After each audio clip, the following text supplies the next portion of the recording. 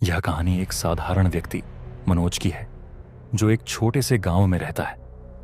मनोज को एक रात अपने गांव से शहर जाने के लिए ट्रेन पकड़नी थी।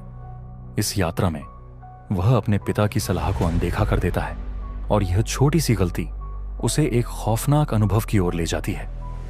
मनोज के पिता ने हमेशा उसे रात में परफ्यूम लगाने या दूध पीने से मना किया था। उनका मानना था कि ये चीजें आत्माओं को आकर्षित करती हैं, लेकिन मनोज, जो इन बातों पर विश्वास नहीं करता था, ने उनकी चेतावनी को अनदेखा कर दिया। रात 10 बजे जब उसके पिता सोने चले गए, मनोज ने चुपके से परफ्यूम लगाया, अपनी साइकिल उठाई और स्टेशन के लिए निकल पड़ा।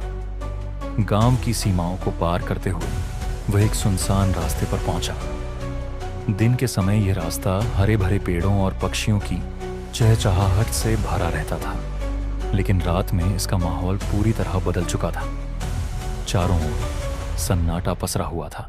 केवल रात की ठंडी हवा की सरसराहट और दूर कहीं उल्लू की आवाज सुनाई दे रही थी। हर कदम के साथ उसे ऐसा लग रहा था जैसे पेड़ों की परछाइयां और गहरी होती जा रही हैं। रास्ते में अचानक उसकी साइकिल की चेन उतर गई। मनोज ने साइकिल रोककर चेन को ठीक करने की कोशिश की। झुककर जैसे ही वह चेन पर ध्यान केंद्रित कर रहा था, उसे ऐसा लगा जैसे कोई उसके पास से गुजरा हो।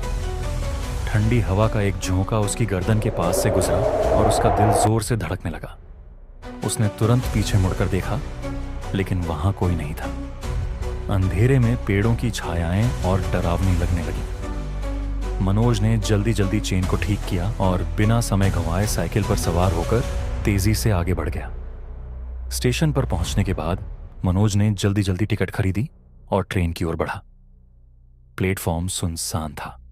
केवल दूर कहीं एक पान की दुकान की टिमटिमाती लाइट और एक भिखारी की धीमी आवाज सुनाई दे रही थी। जब मनोज ट्रेन के डिब्बे में चढ़ा तो उसने देखा कि पूरा डिब्बा खाली था। खिड़कियों से बाहर झांकते हुए स्टेशन की धुंधली रोशनी और पास के पेड़ों की परछाइयां उसे थोड़ी डरावनी लगी। ट्रेन के चलने के साथ ही डिब्बे में अजीब सी खामोशी छा गई। हवा की सरसराहट और रेल की पटरियों की गड़गड़ाहट के बीच मनोज को ऐसा महसूस हुआ जैसे कोई उसके पास बैठा हो। उसने तुरंत पीछे मुड़कर देखा, लेकिन वहां कोई नहीं था। अचानक डिब्बे की छत पर हल्की खटखट की आवाज सुनाई दी। वह घबराकर खड़ा हो गया और खिड़की के पास जाकर बाहर झांकने लगा, लेकिन अंधेरे के सिवा कुछ नहीं दिखा। उसकी सांसें तेज हो गईं और उसने खुद को शांत करने की कोशिश की, लेकिन उसे लगने लगा कि वह किसी अनजान खतरे की ओर बढ़ रहा है। कुछ देर बाद एक खूबसूरत लड़की ट्रेन में चढ़ी और सीधे मनोज के सामने आकर बैठ गई। उसकी लंबी छोटी, जो हल्की हवा में लहरा रही थी, और उस परफ्यूम की सुगंध ने पूरे डिब्बे का माहौल बदल दिया। लड़की ने एक हल्की मुस्कान के साथ मनोज की ओर देखा और धीमी आवाज में बातचीत शुरू की।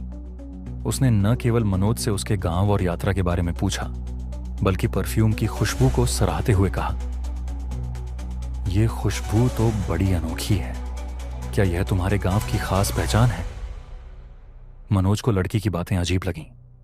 वह हर सवाल का जवाब तो दे रहा था, लेकिन उसके दिमाग में यह बात बार बार घूम रही थी कि यह लड़की उसकी यात्रा, उसके गांव और यहां तक कि परफ्यूम के बारे में इतना सब कुछ कैसे जानती है।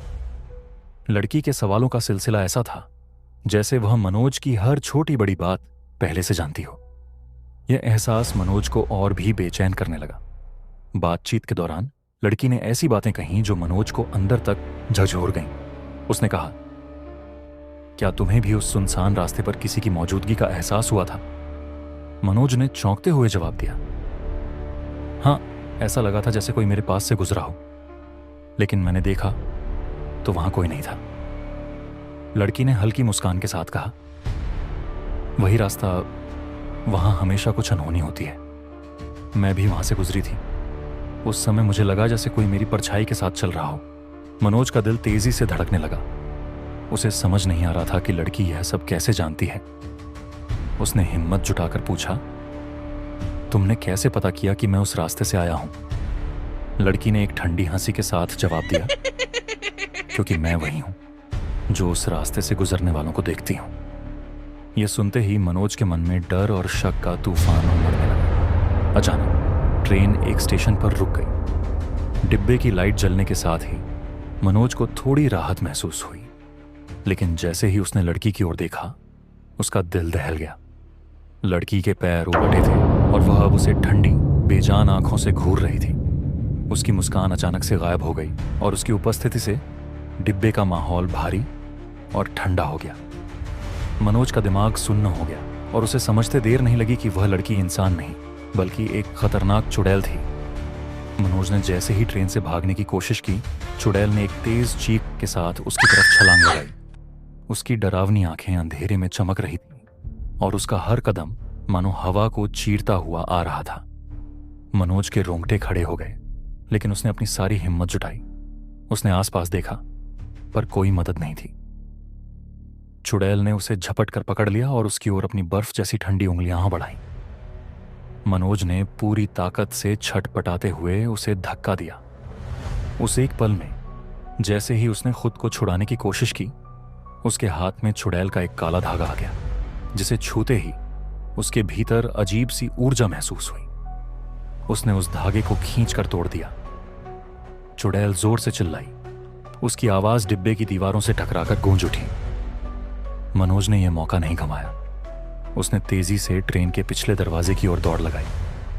दिल की धड़कनें तेज हो चुकी थीं और सांसें उखड़ रहीं, लेकिन उसने हिम्मत नहीं हारी। जब वह दरवाजे तक पहुंचा तो उसने बिना सोचे समझे बाहर छलांग लगा दी। ट्रेन की रफ्तार तेज थी और गिरते ही मनोज घास के मैदान में लुढ़क गया। उसका सिर घूम रहा था और पूरा शरीर दर्द से कराह रहा था। पर जब उसने पीछे मुड़कर देखा तो ट्रेन की खिड़की से चुड़ैल उसे घूर रही थी। उसकी आंखों में गुस्से और हार का मिश्रण था। वह भागते भागते एक मंदिर में पहुंचा। मंदिर में घुसते ही चुड़ैल का पीछा करना बंद हो गया। मनोज ने पूरी रात मंदिर में बिताई। सुबह पुजारी ने उसे देखा और उसकी कहानी सुनकर उसे सुरक्षा का वचन दिया।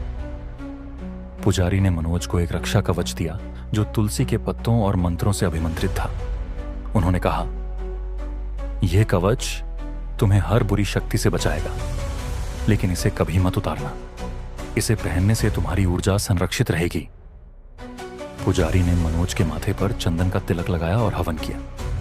उन्होंने उसे समझाया कि यह घटना केवल एक चेतावनी थी और भगवान की कृपा से ही वह सुरक्षित बच पाया। मनोज ने उन शब्दों को ध्यान से सुना और उस दिन से अपने पिता की बातों को गंभीरता से लेना शुरू कर दिया। अब वह हर सुबह भगवान को धन्यवाद देता और रात में किसी भी असावधानी से बचने का संकल्प लेता। मनोज की इस घटना ने उसे गहराई से प्रभावित किया। अब वह अपने पिता की हर सलाह को बेहद गंभीरता से लेने लगा। उसने महसूस किया कि बुजुर्गों की कही बातें केवल अंधविश्वास नहीं, बल्कि जीवन के अनुभवों पर आधारित होती हैं। इस घटना के बाद उसने कभी रात में अकेले यात्रा नहीं की और न ही अपने पिता की चेतावनियों को अनदेखा किया।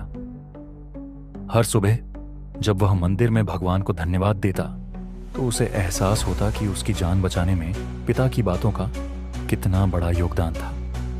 उसने यह भी तय किया कि वह अपने बच्चों को भी ये मूल्य सिखाएगा ताकि वे कभी किसी अनजाने खतरे में न पड़े। यह कहानी हमें यह सिखाती है कि कभी कभी हमारे बुजुर्गों द्वारा दी गई सीख और पुरानी परंपराएं जीवन में बहुत महत्वपूर्ण होती हैं। ये परंपराएं केवल अंधविश्वास नहीं होती, बल्कि वे हमारे अनुभवों और सुरक्षा के लिए बनाई गई होती हैं। हमें अपने बुजुर्गों की सलाह को नजरअंदाज करने से पहले उनके पीछे छिपे तर्क और उद्देश्य को समझने का प्रयास करना चाहिए।